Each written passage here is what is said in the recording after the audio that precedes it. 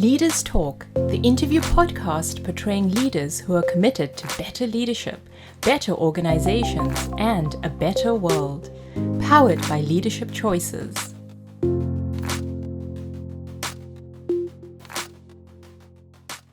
Hello and welcome to a new episode of Leaders Talk, the biographical interview podcast for better leadership, better organizations, and a better world. My name is Karsten and I'm one of the managing partners of Leadership Choices. We are partners as a company of the Blanchard Companies, and today my guest is nobody else than Scott Blanchard, the president of Blanchard, the leadership development company. And Scott is the son of Ken Blanchard, who founded the company together with his wife, Marjorie. And he talks about how it is to grow up in the footsteps of a great man, of a great woman, and then eventually find your place in life and become the president of Blanchard right in the beginning of the COVID crisis, and how he coped with that, how the company coped, what is his outlook on the future of the leadership development industry in general, and in Blanchard in particular. Super interesting, very fun guy, very enthusiastic. So let's dive right into the conversation with Scott Blanchard. A very warm welcome, Scott Blanchard. Welcome to the show. Thank you. I'm excited to be here this morning. Scott, everybody, when they hear the name Blanchard, they go like, wait a second, I know this name. So who are you? What do you do? So I'm Scott Blanchard, and I guess I grew up as the son of the 1 minute manager. So my father is Ken Blanchard, who is a guru and an author in the leadership space. So that's always defined my life professionally, really, because that book came out, The 1 Minute Manager came out when I was in high school. So it's been a long time that he's been in the forefront in the leadership space. And then I joined the company in 93, and now I'm president of the Ken Blanchard Companies. So it's a business that my parents and some colleagues from the University of Massachusetts started in 1979. 1979. I was 10 years old at that time. So that's really a long time ago. So tell us a little bit about the dimensions of Blanchard, maybe like number of people, where do you work, which clients do you serve, that kind of thing, please. So we're in the leadership development and talent development space. We have just about 300 employees that work for our company, plus we have global partners in about 25 countries, and we're about 65 million in revenue. So we've been in the leadership development space for a long time. Primarily, we work with large firms directly, large multinational firms or large domestic, mostly corporations or large entities. And then we also have a whole network of partners and affiliates that sell into the smaller companies, smaller markets, and also abroad. So we kind of cover the whole base through the direct and indirect means. What we primarily do is we bring together great professionals, people that are dedicated to the craft of developing leadership, with just incredible content. We've been developing, and modularizing, incredible leadership development content for years and years and years, prolifically. And then we combine that with really powerful learning experiences, which today are often supported by technology. They're human driven, but they're definitely supported by technology. So, and we help organizations improve their leadership capacity from top to bottom and from side to side. And we have the honor to be part of that network since 2 years, and we're still getting into the fold. We attended a conference that your company generously hosted in Athens. And what I was amazed to see the amount of different cultures, the amount of different people of global partners there, and also their tenures of like 30 years with Blanchard. So it's a long-lasting global relationship and people who are working together for a long period of time. That's really amazing. It's a labor of love, this business. and it's a going business as well. And there's a lot of people that have entered the space, but fundamentally, it's about helping leaders become great. And so it's a craft that is at the center of our business. And we've stayed privately held all this time. We're a family business, second generation. So I'm the second generation leader. And so many of our partners have been with us, as you mentioned, for years. But as my mother always said, and it was really my mom who built the business more than my father. My dad wrote and spoke, but my mother was the one that had the vision for and really built the business with my Uncle Tom. She always says the people that join Blanchard are cause motivated, that they're really interested in and are driven by helping leaders become more effective, and also create deeper senses of loyalty and trust with their people. Absolutely. And Scott, let's look at the last couple of years. Also, in the time that you became president, you once said you never wanted to become president, and then it happened. And then a lot of things changed. The leadership development industry got disrupted. Things that COVID came, things became digital. Some of the players in the market simply got dismantled. They got caught aback.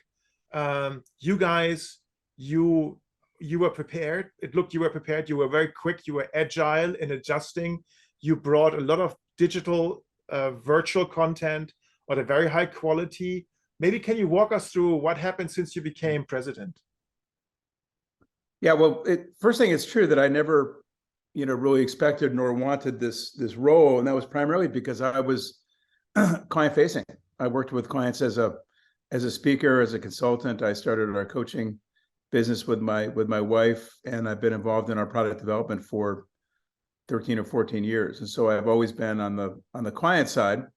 And it's funny, on my tombstone, it will probably say something like, he was always or often too early.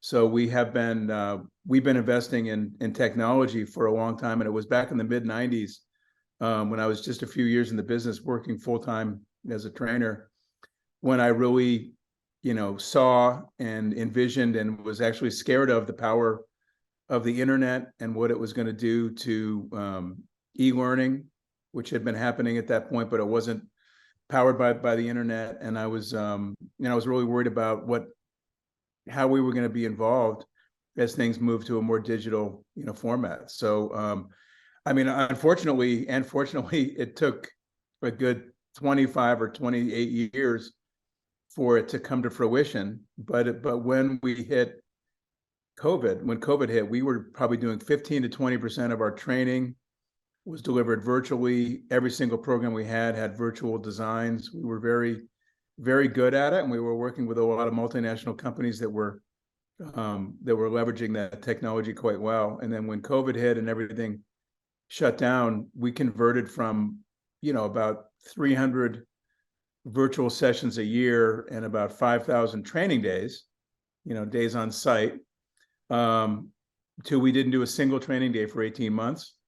And I think in 2020, we did about 9,500 virtual days. And in 2021, we breached that. We did about 15,000. And this year, we're on pace to do, another 15,000 as well. So everything changed. And so the biggest thing that happened with COVID was,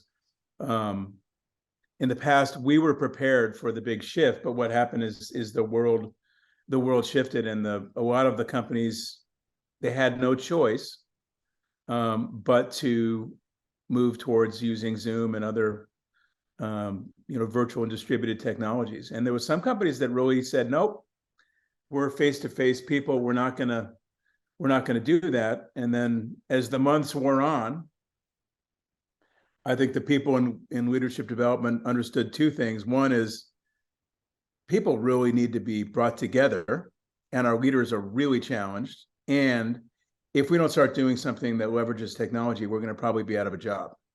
And so even the reluctant move towards technology in late 2020 and all the way through 2021, and where we're sitting now is it's 80% delivered virtually or digitally, and about 20% of the classroom is coming back. But the biggest change is the customers changed. The customers changed in terms of their adoption of technology. And then even today, there's so many people that aren't coming to the office full time that change, that shift from people working from home has, I think, changed the delivery modality forever. So here we sit now with, some virtual, a lot of virtual going on and some classroom going on. But then the other interesting thing is because of this pandemic, and also because of this period that we're in with high inflation, uncertainty, certainly in Europe, a very tight labor market still, and kind of the worry about maybe recession, that there are a lot of businesses that are still heavily investing in developing their leaders right now, and most of it is happening over time, spread out, with some degree of interactive, connection, getting together, but a lot of leveraging, technology. We talk about human-driven experiences that leverage technology. And a lot of your competitors or the players in the market, for example, Center for Creative Leadership, they got hit really hard, really bad. They had to let go of probably more than 50% of their workforce. I'm not sure to which degree you can share that or want to share that with us, but how did you cope in terms of the company? How much did you cut a bench, or needed to cut a bench, or could you keep all the people? What was your going concern there as a family business? Yeah. Well, it was very interesting when I took this job, that sort of happened, quickly. The president that was running our company that I had hired back in 2001, he left. He was hired away in the first week of December, and my family asked me if I would take over as president starting January 1, and so I had a very short period of time to kind of prepare and reflect for it. And as we started that year, before the COVID, pandemic had really kind of even emerged, there was just some rumblings from what was happening, over in parts of China. We were talking about the shift that we needed to make, because when we came into the pandemic, we were really in a period of time where, the growth was sort of up and down over the previous 10 years. And a lot of that was, we felt like, was because we were focused too much on programs and on products and not enough on experiences. So we started that messaging, and we had brought in some really great leaders from outside, and I was beginning to really think heavily about this transition that we were going to make, or like an evolution, towards the technology that was becoming more and more ubiquitous, really. And then when the pandemic, hit, the first thing was everybody started delaying or deferring or canceling training sessions, straight away.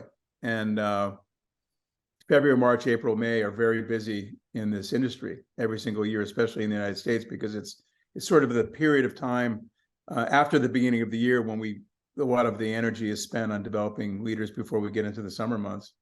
And our revenue dropped like a rock. We in the second quarter of 2020, the revenue dropped by we were 50% of our goal, and even lower compared to the revenue from last year. And so we were really in deep trouble.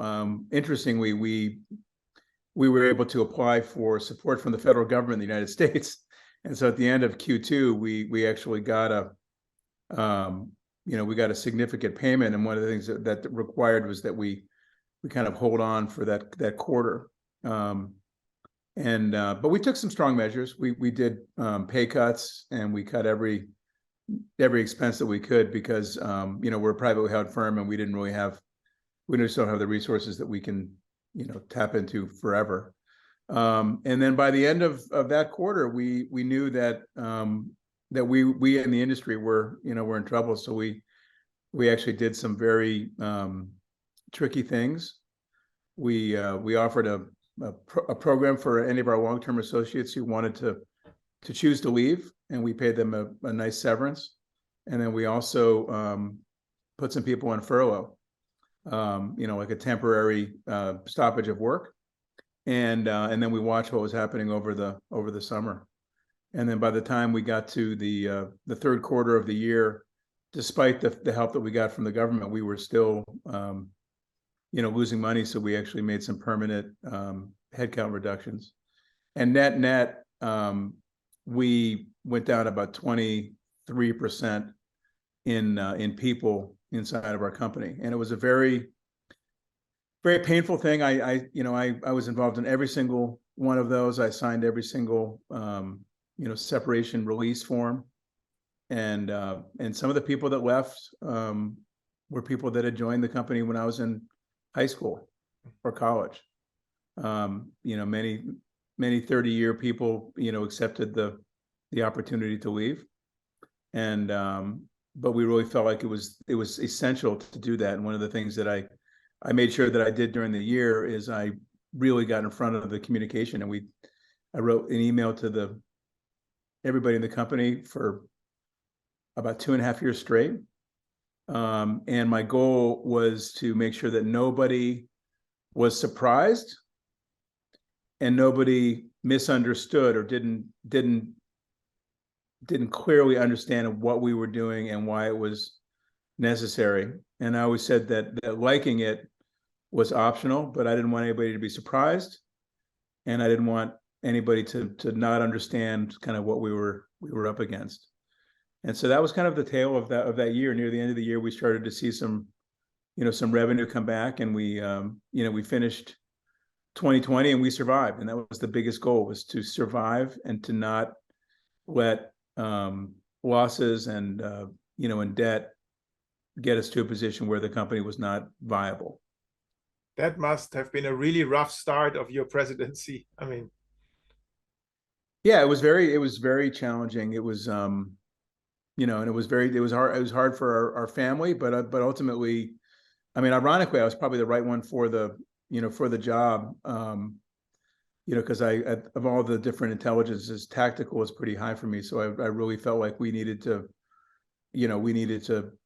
make sure that we didn't, unduly, suffer or ruin our future because we didn't make the challenging decisions that occurred during that time.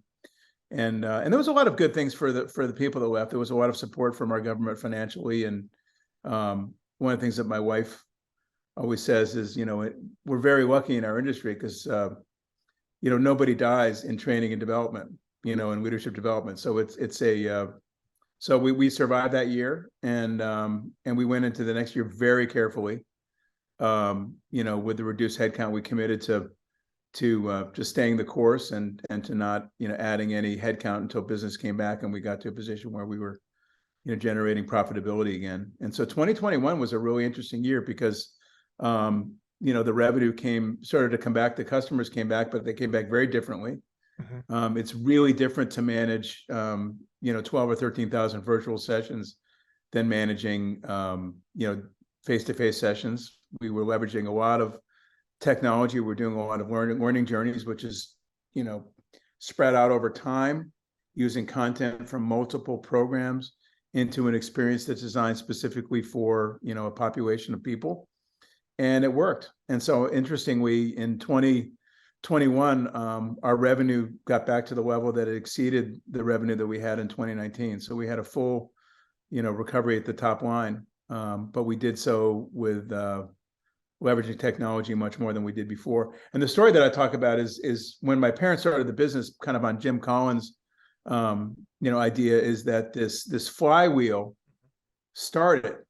And the flywheel was this flywheel around physical training events supported with printed training materials that were put into a box and sent to participants. And so this started, and it never stopped all the years as we went through, the 80s and the 90s, and even when 9/11 occurred, it slowed down a bit for a few weeks, but it really kept rolling. And then all the way through the Great Recession in 2000. End of 2008 into 2009, 2010, it slowed, but it never really stopped. And so this flywheel kept going. And Collins always talked about the momentum of the flywheel is so important because it's not only the momentum we have, but it's also the momentum of the customers choosing and to work with us, and many customers, you just continued. And then when the COVID hit, the flywheel stopped, and it just stopped dead. And so one of the things that we then did is we pivoted towards virtual delivery. And one of the things that we realized is the flywheel of the delivery method did not define our business, because our purpose and our vision is to enable leaders to be magnificent, to lead their people to produce great results, but also to create deep levels of trust and satisfaction and loyalty. And so we were still doing that. And so the ultimate purpose, our ultimate reason for being here was still valid. But what we've done is we've started a digital flywheel, if you will, and now both sides of our business, the traditional business and the new side, are both served by this capacity that was really developed through COVID. And talking about the flywheel, I like this metaphor. So when you think of Blanchard, many people think situational leadership, or SL2, as it's called within Blanchard. But there's many more products that are not so well known, that are actually fairly new, whilst situational leadership is a model that is from the 80s, I believe, right? Or 90s maybe. So how do you innovate? How do you make sure that this traditional model is not set in stone and it's the orthodoxly the only thing that you have, but how do you innovate?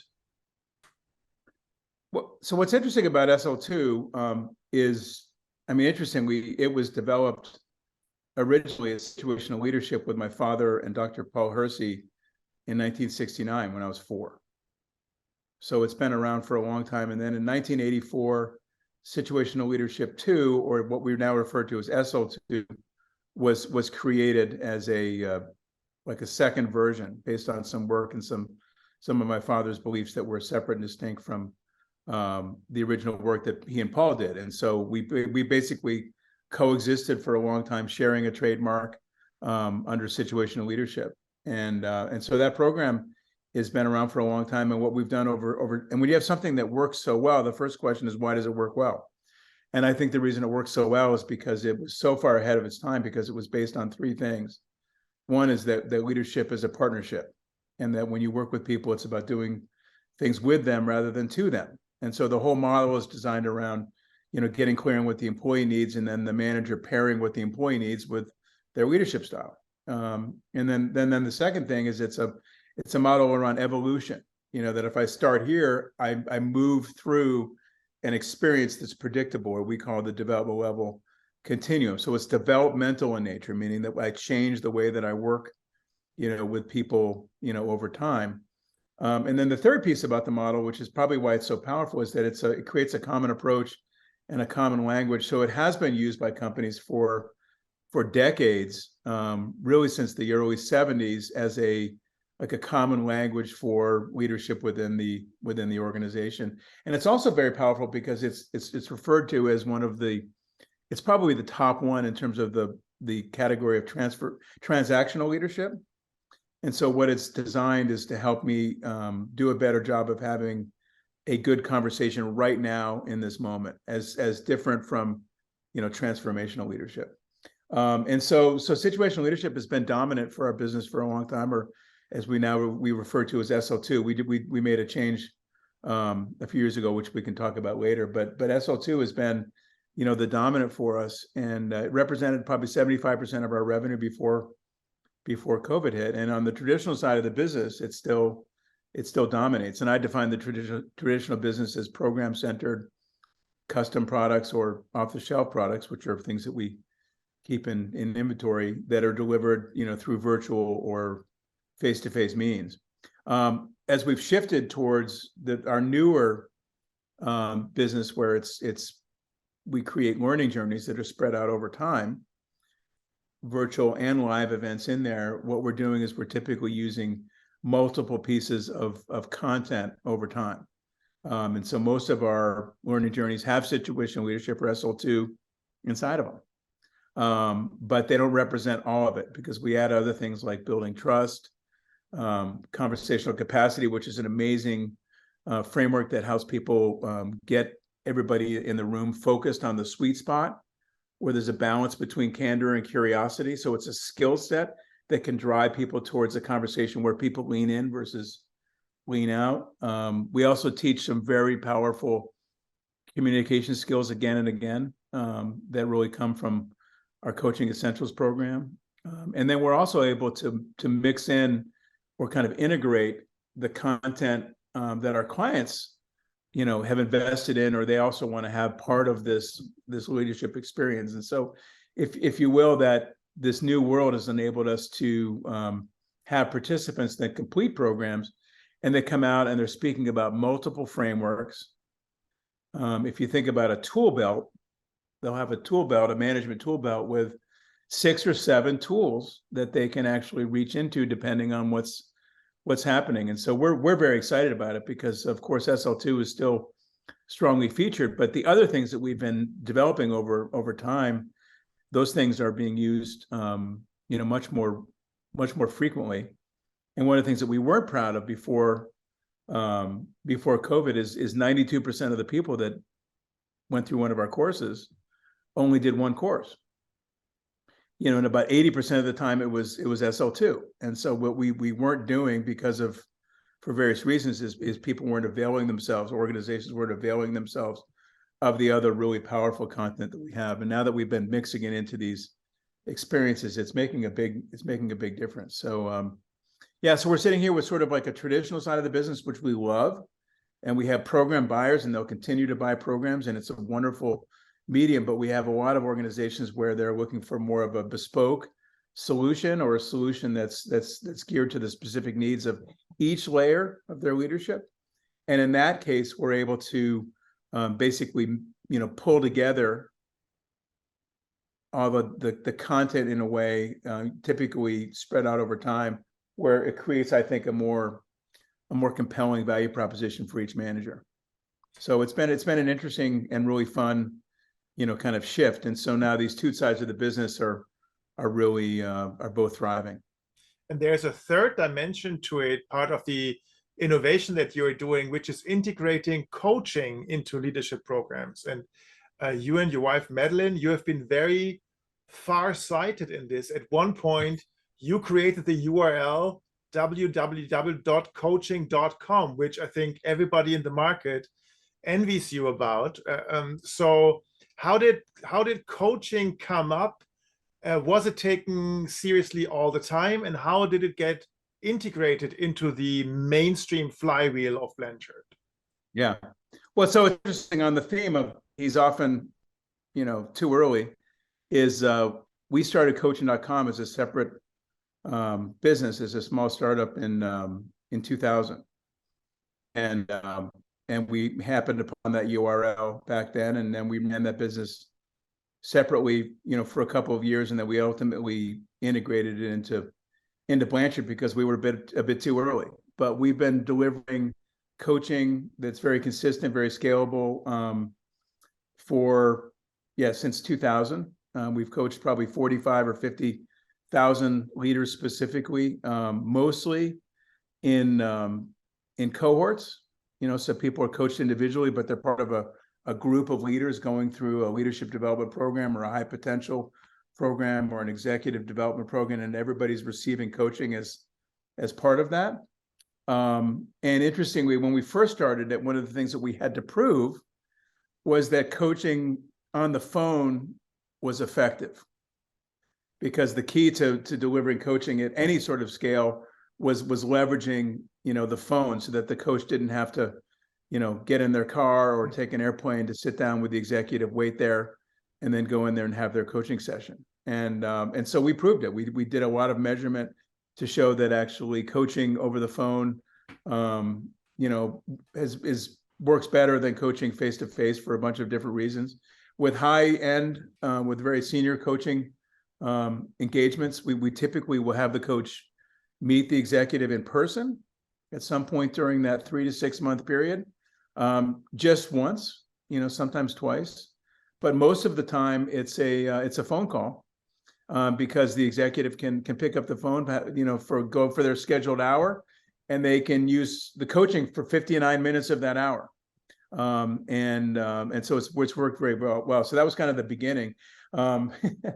I guarantee you that we built the first coach management system because we launched it in the beginning of 2001, and now the whole coaching world is sort of like caught up to us. So we've been delivering coaching to support learning for for 21 years. Right now, it's tightly integrated into these learning journeys, especially the higher you go, in organizations. And we're also doing and have gotten very good at doing group coaching. So a small number of people together with a coach, typically facilitating a dialogue around something that's really useful to talk about within a team or a group setting. For example, we're doing a lot of group coaching around diversity, equity, and inclusion, and getting leaders together to talk about that issue, their personal experience with it, and have them engage in dialogue so they can be more comfortable with not only DEI generally, but also with the role that is special for the leader, because the leader is placed in a very specific and a very special role with regard to creating an inclusive environment. And because the leader sits in a position of power, a position power, it is the leader that has to reach and create bridges and create opportunities within their team, especially for people that don't have as much privilege as they do. And so we're really, really heavily focused on that, and it works great in a group coaching setting. And so whenever executives really are coming together around a common issue, the group coaching process works really well. So so coaching's been a big part of what we do for a long time. Of course, coaching has exploded sort of around us, with a lot of venture-backed firms, and so coaching has arrived, if you will. I think the thing that's our distinction now is that our leaders, our coaches, have developed expertise in the field of leadership. And coaching is a great technology, but also understanding what leadership is and what it isn't, and how to actually coach somebody with that focus, is really, really important. And so that's how we distinguish ourselves more than anybody now. And our coaches are also working with some of the best leadership content. So sometimes they're actually referring back specifically to pieces that managers or leaders have already learned through a training program. That makes a lot of sense. And Scott, what I also find amazing is the business model that you have developed. We know other US-based companies where it's very much our way is the way for the entire world, and we just roll it out, no questions asked. You have embarked into a localization strategy. You have, I think, over 30, if the numbers, or 20 international partners that represent Blanchard entirely, or at least to a part. It really gets the feeling that there's a sort of sensitivity for cultures in different places. Was this a conscious journey? Was that a decision to make, or did that simply evolve over time? Well, I think probably, you can always point back and say something intentional, but I think ultimately we followed our customers, and we followed the practitioners that loved, our content. And so over 30 years ago, my parents and the leaders at that time in the business developed the first relationships with what we refer to now as global partners, which is relationships with people that actually sell and represent our content, in their specific countries. And then as well, this goes on when I first joined the company, we started working with multinational companies who have operations around the world. And so we started to work really heavily on translation, and localization in the beginning because we had to. And now at this point, it's a really driven strength for us. So we have one client where we've actually translated their program into 24 different languages.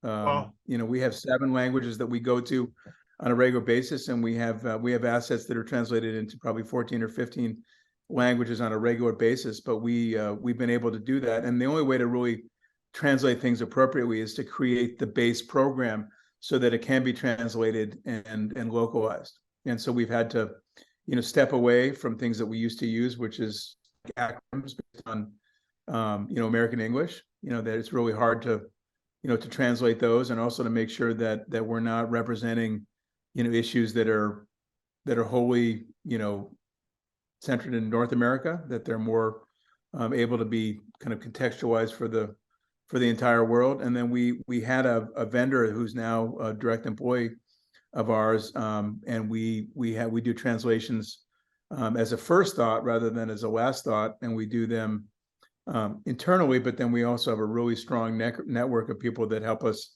around the world translate and localize our materials. Plus our partners. Our partners are the ones that also, they live in their countries, and they're able to further kind of enhance the translations and the localizations. And so when I say that it's a labor of love, it is, because it's really tricky, and it's really complicated, and there's a high standard to make sure that the materials are translated and localized, properly. As an example, this new program that we've developed called Courageous Inclusion, we're just releasing it. We embraced and we worked with a lot of our global partners to help to get feedback in the early stages during alpha and beta, to make sure that the issues and the program around DEI was strong enough that it connected to people around the world, but that it wasn't reflective just of fundamental differences that are more present here, in North America. Here presently in North America, a lot of it is based on people's race or their country of origin, and then there's a lot of focus and energy on identity, and those are the kind of the two predominant things. But they're different around the world, and they're even differing here, in the States as time goes by. And so this program is 100% geared towards helping identify what are those things that are beneath the surface, maybe sitting under the table, that are keeping people from showing up 100%, as human beings, and what's the leader's role to help make sure that we're creating a safe space where everybody can put everything on the table, so that we can know and see each other completely, rather than just through those lenses that people prefer to bring, into work. So it's been a big effort, over time, and I wouldn't say 15 years ago that it was a driven strength, but now we really feel like it's probably one of our strongest, traits and sets of capabilities. Hi there, sorry to interrupt, but this is a special message to you. Who do you think needs to know about our podcast Leaders Talk? Who needs to listen to this episode? Please forward this, the link to this podcast, to the people. Please make notes of the names right now. Who comes to mind? Please help us spread the word. Please help us increase our follower base. And the best recipe for that is mouth to mouth, kind of spread the word. So please help us with that. And now back to the very interesting conversation with Scott Blanchard. And Scott, I would like to go back into time, back into your youth. You're right now sitting north of San Diego, I suppose, right? Where you grew up, where your father was teaching at the university. I think he was a professor for 14 years, developed the work, the models. He's, still in the business, being chief spiritual officer. I think he's 84 right now. Is that true? He'll be 84 in a couple months. He's 83. Yep. 83. Yeah. So how was it growing up in such a family where it was all about leadership, about theory, about, being self-determined? I mean, can you give us an idea how that was, and what kind of a kid were you? Yeah, it's funny. So many people have asked me, like, so what was that like to grow up as the son of the 1 minute manager? And I mean, simply, it was cool and it was weird, as I reflect, because my parents were entrepreneurs, and they built this business, together with partners from the university when I was in my teen years. And before that, I had kind of an idyllic early childhood. We lived in Amherst, Massachusetts. My father was a tenured professor at the University of Massachusetts. Amherst is a beautiful college town in the Northeast. It's a very, it's a very progressive little enclave inside of a very progressive state. And, and I grew up playing, hockey on the pond behind my house, and baseball on the field, and, basically riding my bike around as I saw fit. And I just had this amazing, childhood, and we skied and everything. And then my father got a sabbatical leave. So he was able to leave the university for 1 year with pay. And we moved to California for 1 year. And his purpose was to write a book with Paul Hersey on situational leadership applied to parenting. And it was called The Family Game. And so we moved out here for 1 year. And California in the 70s was miraculous. I mean, San Diego, where I sit right now, we've got about 3.5 million people in San Diego. And at that point, there was about 350,000 people in the entire city. So it was a small town, beautiful weather. And interestingly, the social environment and the economic environment were really attractive to my parents. The taxes were very low.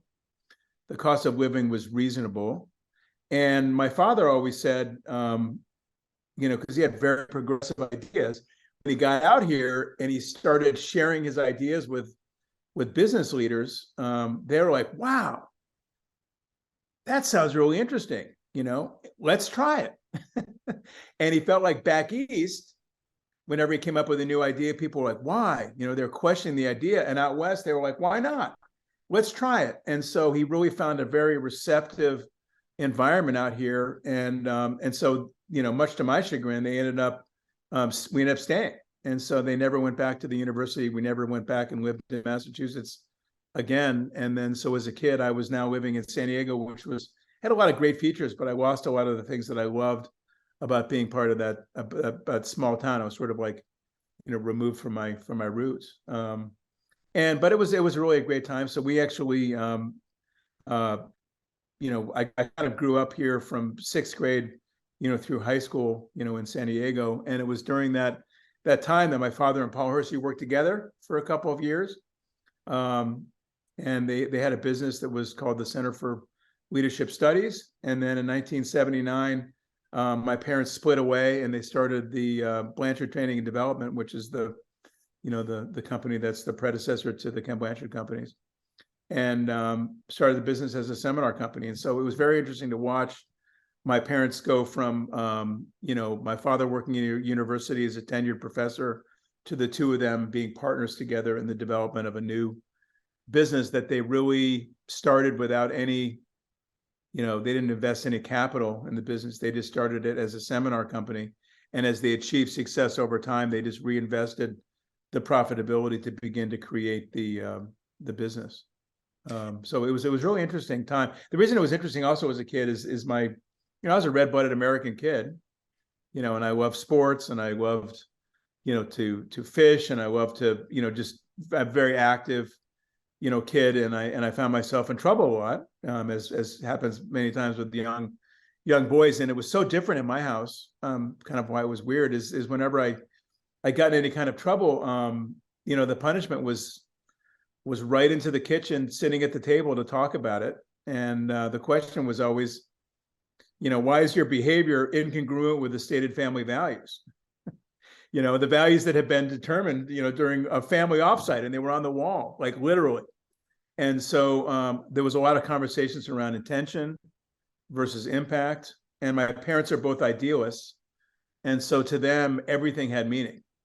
So if I did something like even, step on a bug, the conversation was about, that was a sentient being, and I made the choice to end its life, and things like that. Or if I got in trouble being disruptive in class, it wasn't just about the disruption, but it was about that I was actually getting in the way and robbing those kids from learning because I was taking the time away from the teacher, and they were disciplining instead of teaching.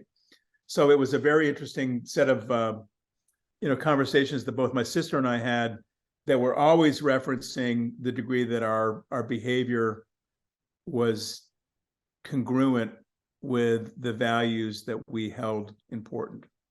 That's So amazing. very interesting. Yeah, I can imagine. We got 4 kids, and if we start, my wife is a coach as well. If we start asking them coaching questions, they just roll their eyes and say, "No coaching at home, please." So there's a lot of pushback. Was there any sort of rebellion against that? Oh, there was a lot of eye rolling and things like that. I mean, it was so funny because uh,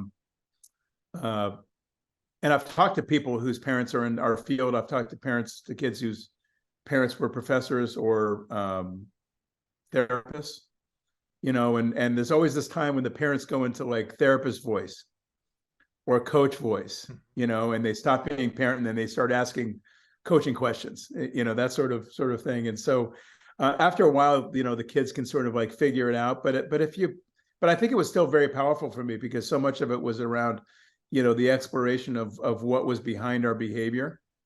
And as a result, you really can't go back to just not interpreting the difference between intent, and impact. And there was a famous, my parents tell the story one time that my sister and I came in, one day, and my parents were there, but with a bunch of their associates, and they were doing, some kind of a thing in the 70s where they were all like laying on the floor, like screaming and getting like their emotions out. It was some form of, I'm not sure it was rebirthing, but some sort of like this idea about getting it out. And we came in with a couple of friends, and the friends are like, "What's going on?" We're like, "Oh, that's just my parents. They're kind of weird." We went upstairs, and so it was a very, it was an interesting time. It was also the 70s, and so in the 70s there was a lot of really interesting stuff kind of going on. But ultimately, it was a very cool thing. The other one thing I'll say is I did also get an interesting model. Is my father was always busy. He was traveling. He was running around, and my mother really was the roots and the stability within our house. But she was also the one, as I mentioned before, that actually held the reins and built the business, and I think had the vision for the company that we become. And I think if it was left to my father alone, he would have continued to write and to research and to speak, but I don't believe that he would have built a business like we have today. So that was the interesting thing. They always say sometimes that it's behind every great man is a great woman. And in my dad's case, it's sort of beside this great man is an amazing woman who built a business that is enduring and is now, almost 44 years old. So so my mom is just an amazing person. So their partnership and watching the two of them together has been really inspiring as well for not only me, but for everybody in our company. Absolutely. And so when I look back into my childhood, I mean, my parents were simple people. My father was a soldier. My mom was working as a secretary. And I pretty early in my puberty, I think, had the feeling I can't learn anything from you guys anymore. I need to, move out because I'm so far advanced, that kind of thing. When you grow up as somebody, and obviously that wasn't true because I could learn a lot of them, but I still had to figure it out. When you grow up with somebody that is like super successful, being a scholar, being a researcher, a writer, a businesswoman, somebody who's an entrepreneur, how do you find your way? How do you find your own place in life? Yeah. Well, it's a very good question. I didn't know, I wasn't attracted to their business at all. I thought it was very, abstract. And they were sort of revolutionaries to a certain degree. And so I ended up being in the, having a big interest in the restaurant business where I worked very early. I went to university for food and beverage at the hotel school at Cornell. And so I had a very different, plan, for my career. And I worked, in that field until I was 28. And it wasn't until, I was about 26 or 27 that I began to really realize, and I saw my future in the hotel and restaurant industry. And I really realized that something my parents were doing and what they were working on was very special. And it took me quite a while to really see that. And what caused me to see that was working for some amazing leaders and working for some leaders that literally drove me out of that business. And so I was really, really inspired by a guy named Robert Small. He was one of the best hoteliers in the world.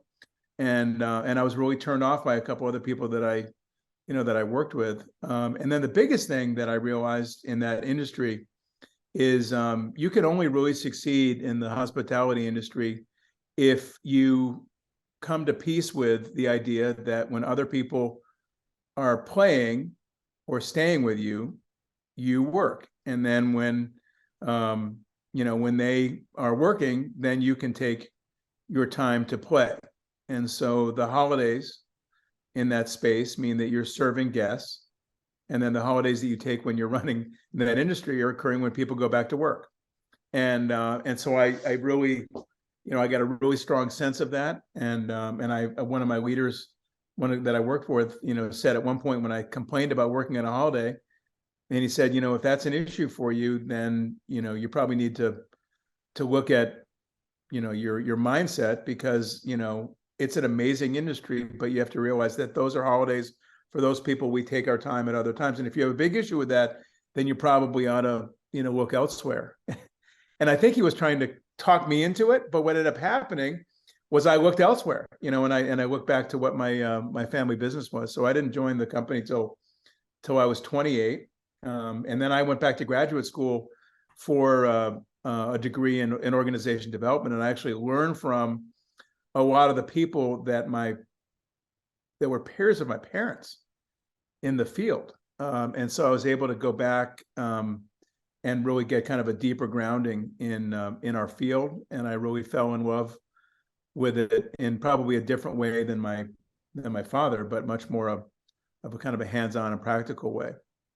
And when you started going into the hospitality industry, did you feel that, were your parents like totally cool with it, or were they saying, we're not sure, as long as you're happy, but actually we want something else for you? How free did you feel? The first few years were very interesting. I really felt, they welcomed me. That was the first thing. My uncle had been in the business for about 7 years before that. He's my mom's younger brother by 18 years. So he was in a general management role. And my sister had been in the business since she got out of college. So I was the third one, to join. But it took me probably the first 5 or 6 years, I really had to figure out my own identity within the company and within the field, because I was in the shadow of my father. And that was kind of a big issue for, not so much for him, but for me, because and it still is true to today. I've never addressed really a group of certainly practitioners in our space, coaches or facilitators or consultants, where people don't know my father as soon as they see my name. So every time they come in, it's like, here comes Blanchard. I wonder if that's son of or brother of or whatever. So I'm always kind of working within that shadow a little bit. And then I'm distinctly different from my father. And so I needed to figure out how to stand up on my own 2 feet and be my own self and be distinctly, different from him. And one person made a characterization a while ago, is maybe years ago, is that with my father, you really get this sense that everything comes right from his heart. And they said with you, it really feels like everything comes from your gut. So it's much more of kind of the essence of who I am. And a lot of that is represented in kind of who I am. It's much more visceral, and less heart-centered or kind of intellectual. And you also worked a lot on yourself, it seems, like reflecting. I know that you're a big fan of social neuroscience or self-determination theory, so where you kind of define your own destiny, where you take your own life into your own hands. So how did that come about? Yeah, so that was it's been an interesting journey, because my parents gave me the gift of making me go to a seminar back in the 1981 or so. It was called EST, and it was a big thing of the 70s, and they were worried about how I was behaving, and they thought that I was kind of playing the victim, that I wasn't taking full responsibility for myself and for my actions. And so I went through this seminar, and I sort of sat there a bit like this, but I watched I listened, and I basically realized that at that point, and it was based on self-determination theory, is that we reap what we sow. Ultimately, is that everything that we get out of our life comes from as a reaction to what we put into it. And so I just got this really deep sense that I have control over my own destiny and or my own outcomes, and that if I and I just got a very strong sense of that. And so it's part of who I am. It's part of who I am as a leader. I believe that you can't kind of outrun the efforts that you put in, and so I've kind of run my life ever since then. So what it means to me is that I always, even if something happens that I don't like, it's much better for me to take responsibility for dealing with it than to blame other people, or to blame the circumstances, or to blame the fates, if you will. So it's been a very important thing for me. And so as such, it'd be easy to sit around and lament, or say, wow, I'm never going to get out of my father's shadow, and how can I figure that out? Maybe I should go elsewhere. And I think the issue with that is that there's a wonderful opportunity, and there was a reason that I was dropped into this life with these parents, with this being who I am. And so what I decided to do was to be crystal clear about how I'm distinctly different from my father, but also to let people know that I'm a follower of his as well. I love his passion. I love the work. I think that he's a fundamental, I feel like he developed a revolutionary points of view on the way that people work and thrive. And these crazy ideas that these professors developed in the 60s and 70s have now become, the foundation for, the truth about what works best with human beings. And so that's been the interesting thing. And I just did a thing with my father the other day, and he did a video for doing next week. And we talked about like these three things that are so important to him, that he's been talking about for decades, but they're really important now. And one of them is that leadership is something you do with people, not to people, right? That being a leader is about sitting side by side, and it's about helping people succeed by the way that you interact, not something that you just do to people, as if they're your charges. And it's a really interesting thing. And the second one, that's probably his most famous, is it's the leader's role to emphasize the positive, to praise people when they're doing things right, and to build on people's strengths, and to show people what you want, and to emphasize the positive. And you can deal with the things that are the behaviors that aren't working, but it's really to emphasize the positive. And then the third one, his favorite, is love is the answer. What's the question? And what's interesting in the research is all of those things have become really, really true.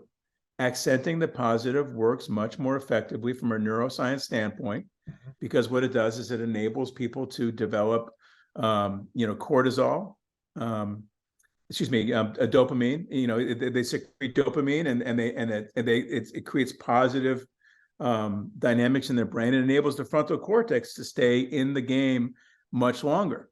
And then when we do things that are not cooperative or fear-based, then what it does is it triggers adrenaline and cortisol, which causes the frontal cortex to shut off, and it drives people back into their lizard brain, where it's fight, flight, freeze, or appease. So it's so interesting that the way that a leader behaves actually changes the chemistry in people's brains, and it changes their ability to get with the program and focus on the positive.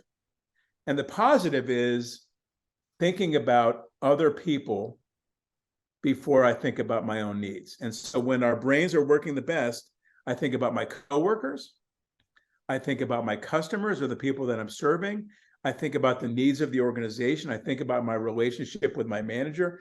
I place other people in front of myself.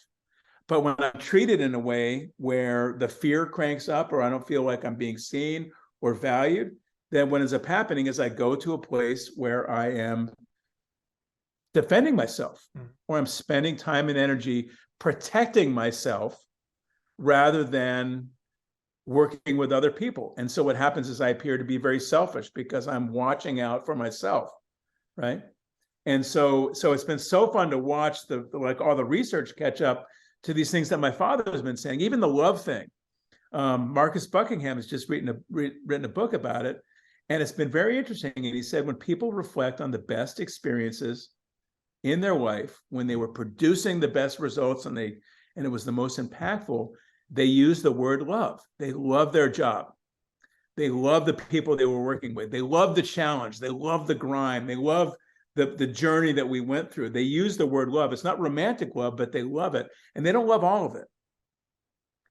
They love about 20, you have to love about 20% of what you're doing, because then the sacrifice becomes part of the pursuit of that thing that's so magical. And so it's so funny my father always kind of laughs. He goes, all these things that we've been talking about, you guys have picked apart, but they've actually become true based on the research. And so I think that's one of the other things that's been very fun to kind of watch is not so much as the inventor of these ideas, but watching them come, to fruition. And one of my roles is to position these ideas that can be a little bit idealistic, so that hard-nosed, financially oriented business people understand and don't dismiss the critical nature that leadership plays in the success of their company.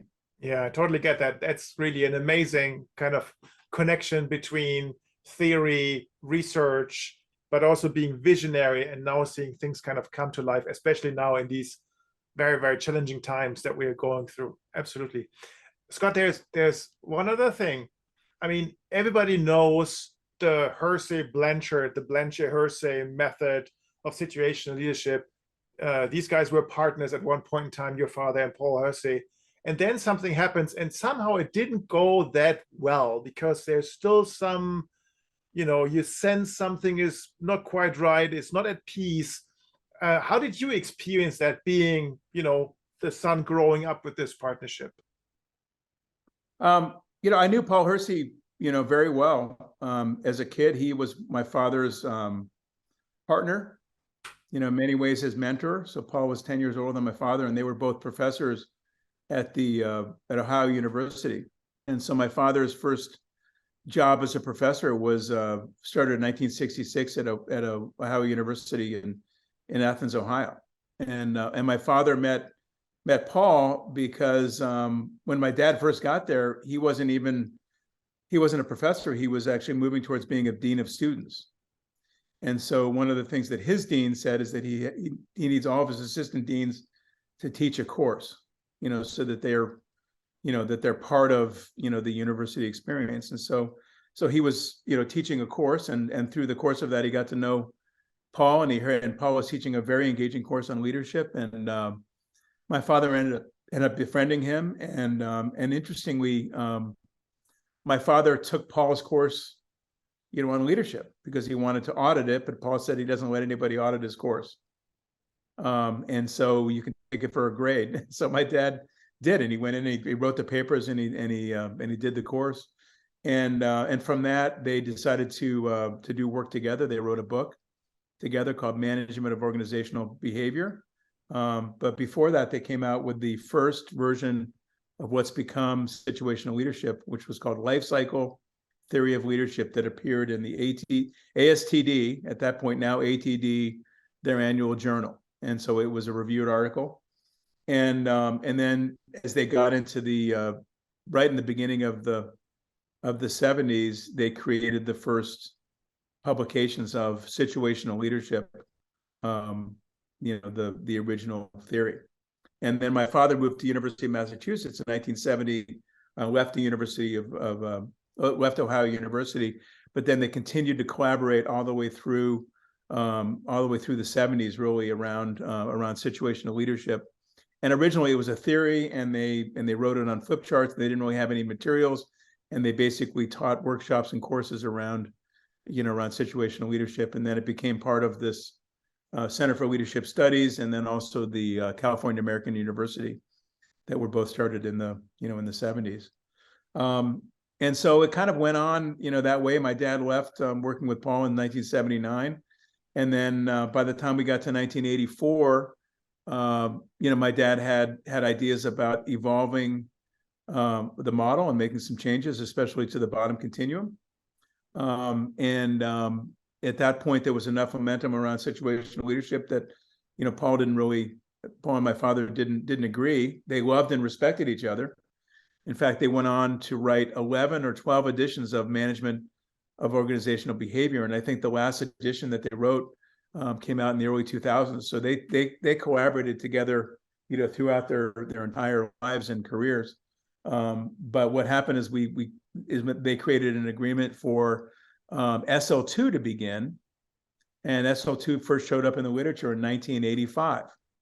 And from 1985 up until 2016 or 2017, there was Situational Leadership 2 that we at the Blanchard Companies sold and produced, and there was Situational Leadership, the original framework that the Center for Leadership Studies brought to the market, and they kind of coexisted for a long time. In fact, we shared a trademark because the trademark office in the United States did not see a big enough difference between SL2 and situational leadership to actually enable two different trademarks. So that's the way that it worked forever. There's always been people that prefer one or the other, and they're very, very similar. There's two distinctions that make them different, and there's kind of two sets of opinions that make each one of them useful and valid.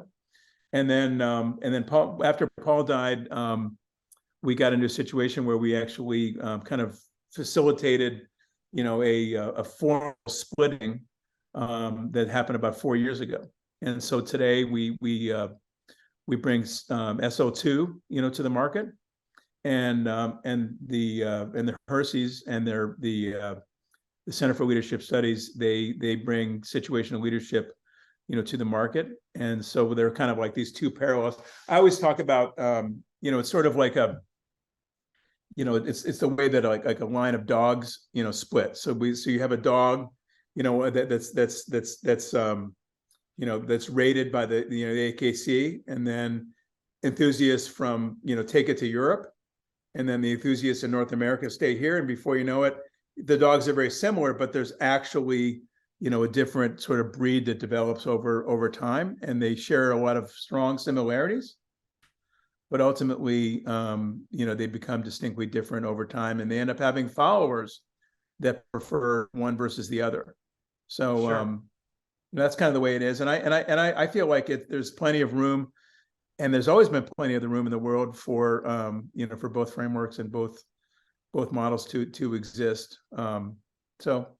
It's been an interesting thing to sort of watch unfold, over all these years. And at this point, we're officially separated. So for a long time, we shared a trademark, and now we've officially separated. But even to this day, and as recent as last week, we collaborate with the center around people that would be inappropriately using our framework or their framework, or oftentimes ones that are right in the middle. So there's a lot of people that really don't have understanding of and respect for copyright and trademark law, not only in this country, but in other countries. And so they'll sometimes actually amalgamate or create, like a model, or they'll inappropriately use it. And a lot of times what they're doing is they're mixing the parts they love from from SLII and also from SL2. And so often we come together with these sort of hybrids, and then we'll make sure that we're reminding those people of the copyrights and the trademarks. And then many times we're like, you seem to really like it. You seem to be using it. We'd love to have you sell or purchase either our framework or their framework, rather than doing something that is actually not permitted. Absolutely. So thank you for taking us on this journey through, Blanchard, and also you, developer of the company, also your own development growing up into this company. So 2022, what's next? I think there is a major rebranding coming up. You're, as a company, you're very socially engaged. What's the vision for the future, Scott? Well, the vision is bright. I will say, we remain proudly a closely held family business. What we're seeing right now and what we're doing is we're spreading our wings to a certain degree. We have this traditional business, which we love, which is the published, program business. And then we also, with our larger clients, are creating leadership journeys or learning journeys that are bespoke for them, that are designed for each of their sets of groups. So we're continuing as a business the migration to make sure that our operating systems and our processes and our financials and our marketing and our product development efforts are really aligned around kind of a migration towards this new solution side of our business being kind of a stronger or a faster growing part, of the business. And that's fueled by what clients want. They want things that are spread out over time. They really benefit from having multiple frameworks, because then it's less like one program and then what's the next program. We built that, right in, cohort-based, people coming together, really important. The other two principles that are really important is the beauty of technology and e-learning is I can learn something. Like, I'm not sure what you did this morning, but I consume news much more quickly and much more readily first thing in the morning, than I did before. And what the learning experience for is taking those things that people learn on their own a little more carefully, but putting it into a system where when people come together, they have a chance to dialogue.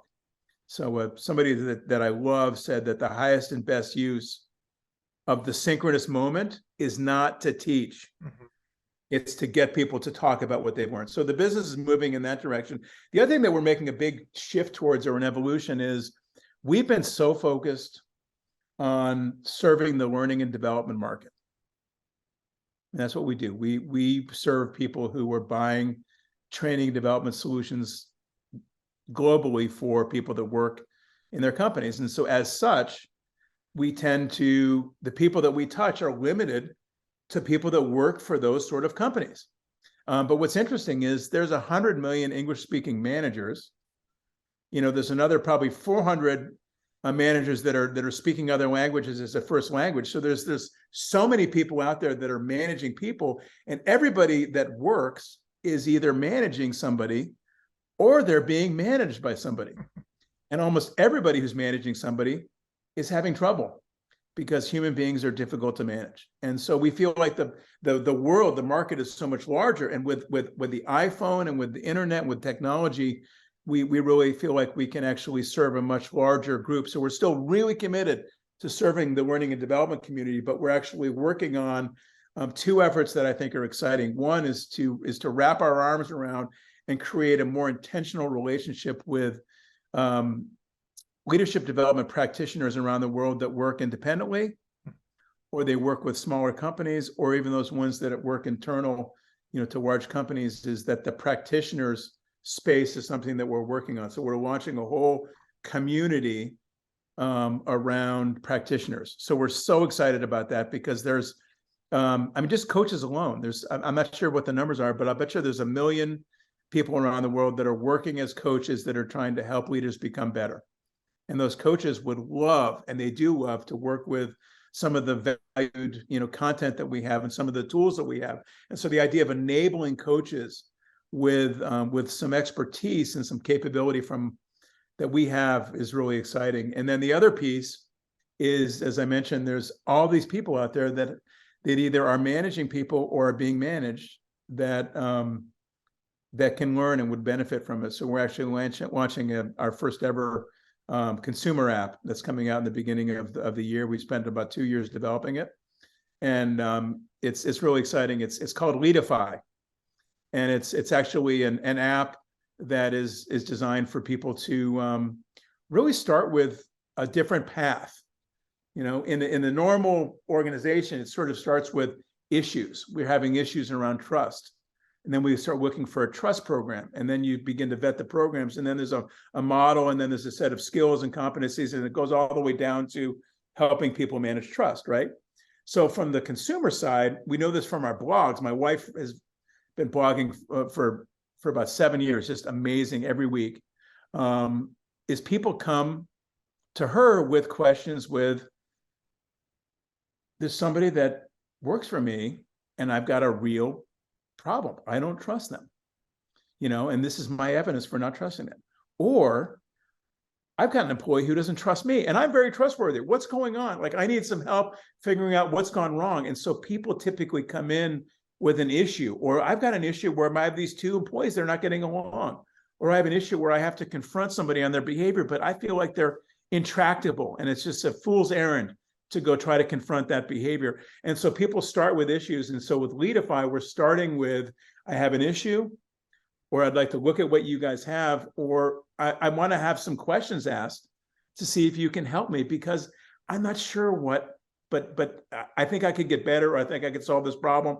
Help me, right? So it begins that way. So we're taking our content and kind of reorganizing it. So it's totally exciting. You can see I get excited about this because I think what's interesting, this is part of who I am, is I've always been really, really curious about what's happening around us and how can that apply to our world. And I'm just watching everybody with their iPhones in their hands, and they're consuming content, and they're not sitting down for a half a day on their iPhone going through a course, but they're consuming content and they're interacting with it, and they're creating affinity groups, and they're relating with people, and they're participating actively with what they're learning.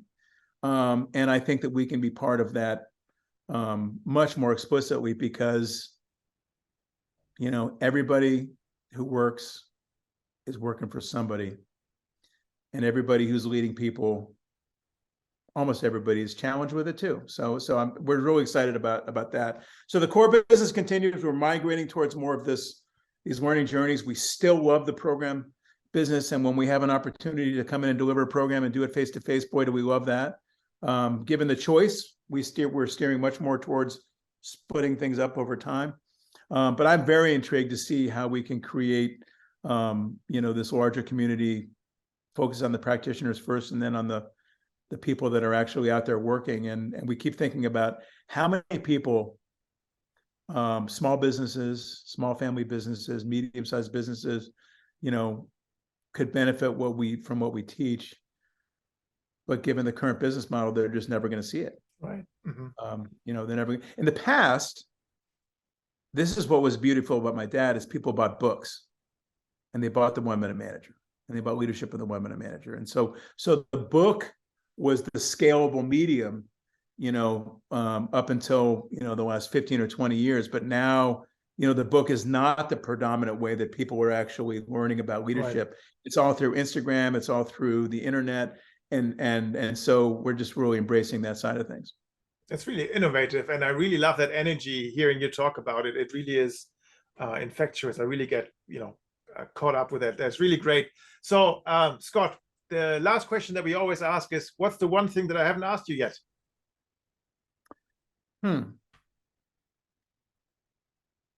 I would say probably, the one thing is, what's distinctly interesting about our space that maybe we haven't talked about. Okay. And I think it's an interesting time right now that's probably worth mentioning, is we're busy. There is a lot happening in the space, and great companies are continuing to invest in people. Interestingly, lousy companies are investing in their managers too, because of this labor market and because of these changes and because of people going home. And this isn't just from COVID, but it started, some time ago. And I think we're in a bit of a golden era, or maybe even a renaissance, around people understanding the importance that leadership plays in people's lives. And I think we've also have seen so many of the negative aspects of leadership that are happening in the political world, and also in companies that are failing or doing bad things. And so I feel like it's a really exciting space to be in, because it's so prevalent and it's so personal.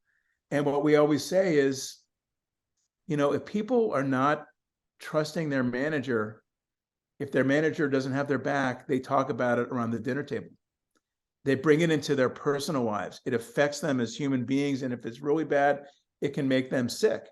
But when we work for a leader who's magnificent, people benefit from the fact that their manager often sees something in themselves that they didn't even see, like a higher potential, and so I feel like this space is really exciting. I'm loving where we are, but also I've just been watching it grow around us, and it makes me excited because it feels like the water is rising around the world with this heightened interest in the field of leadership, which my dad started studying, back in the 60s. So it's a really, really exciting time to, I think, be part of what we're doing. And I can't wait to see what's going to happen over the next 20 years.